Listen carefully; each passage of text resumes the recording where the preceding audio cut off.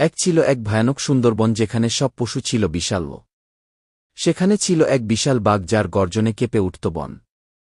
এক বিশাল সিংহ রাজা ছিল যার এক গর্জনে নড়ে উঠত গাছপালা। বিশাল এক অজগর সাপ ছিল যা গাছের উপর শুয়ে থাকত। হাতির দল ছিল বিশাল আকারের, তাদের পদচারণায় কেঁপে উঠত মাটি। এই ভয়ানক বনে বাস করত এক মায়াবী, তার পরিণাম পরী। সে ছিল সবার রক্ষক, তার জাদুতে শান্ত থাকত বন।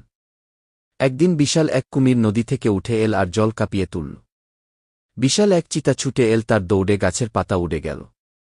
বিশাল এক গন্ডার এল, তার এক আঘাতে মাটি ফেটে গেল। একদিন বিশাল এক ঈগল আকাশে উডল, তার ছায়ায় বন অন্ধকার হল। এক বিশাল ভালুক গর্জন করল, তার গম্ভীর আওয়াজে বন জেগে উঠল। বিশাল এক হায়না দল বাঁকা হাসিতে বন কাঁপিয়ে দিল। বিশাল এক নেকড়ে তার দল নিয়ে হাজির হল, তাদের চোখে ছিল আগুন। বিশাল এক কচ্ছপ ধীরে ধীরে চলল, কিন্তু তার শক্তি ছিল অসাধারণ। পরী সবার সামনে এল, তার ডানা ঝলমলে আলো ছড়াল। বিশাল এক ময়ূর তার পাশে দাঁড়াল, তার পেখম রঙিন হয়ে উঠল। পরী তার জাদুর কাঠি নাড়াল, বনটা আলো ঝলমল করে উঠল।